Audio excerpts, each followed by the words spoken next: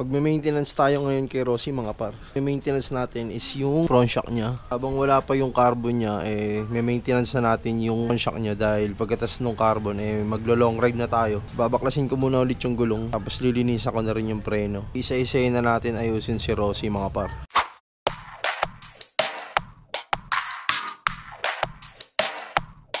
Mga par, nabaklasan natin yung gulong. Next na natin ito. Baklasin natin to pati caliper. Dahil ayan puputik siya mga par. So tara, baklasin na natin. Baklas na natin mga par yung caliper. Yung front shock, nabaklas na rin natin yung suspension. So tatanggalin lang natin yan dito. Magpalit tayo ng langis. So gamit natin langis yung galing sa Yamaha mga par. So syempre gagamit tayo ng special tool para mabilis siyang natanggal.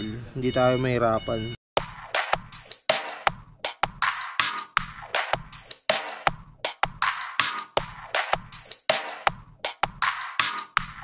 So mga par, ganyan lang, susungkitin nyo lang yung nasa ibabaw nito, yung clip, para matanggal nyo yung clip.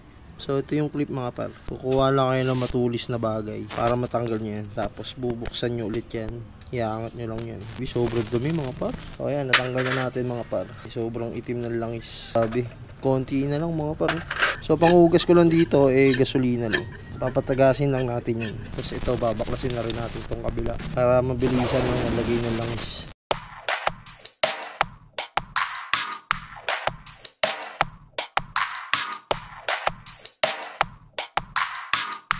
So habang hinihintay natin patuluin yung front shock natin, shoutout muna natin si Ben Garedo.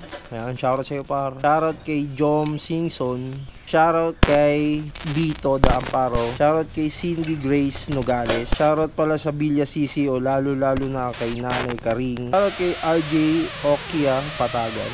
Shoutout kay John Junel Cruzat Arquilla.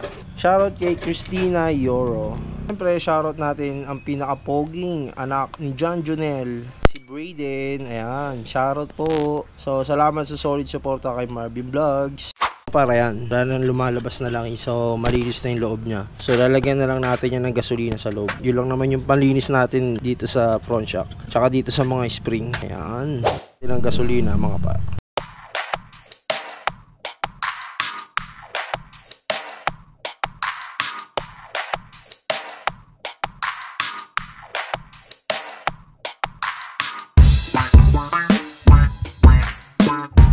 So yan mga par, lagyan na tayo ng fork oil dito sa ating front shock. Nito lang maglagay niyan mga par.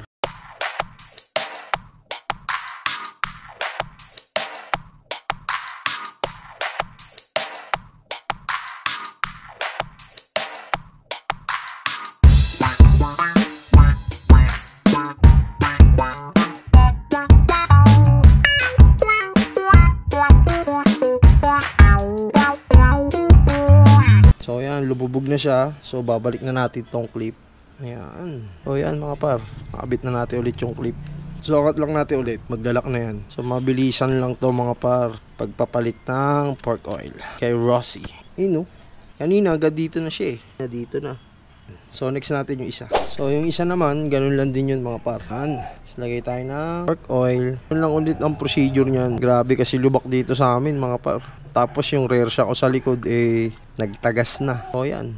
So ganun lang ulit mga par. As baba lang yan hanggang sa pumasok sa ilalim. Saka natin ilalak.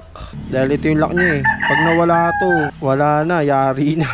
Saka huwag nyo pupukpukin yan mga par, yung ibabaw. Kasi pag pinukpok nyo to, hindi nyo na mahuhugot to, itong mga lock na to. Hindi kasi yan pinupukpok. So yun lang mga par, nakabit na ulit natin siya. Bago na ulit yung langis. So kakabit na natin siya ulit. Nakabit na natin ang ating front shock ni Rossi mga par at ang caliper. Ayan, nakabit na rin natin, nalinisan na rin natin. Susunod na natin yung gulong, yung mugs natin na G-Rail. Nakabit na natin ulit ang front shock ni Rossi. So testing natin yung bounce niya.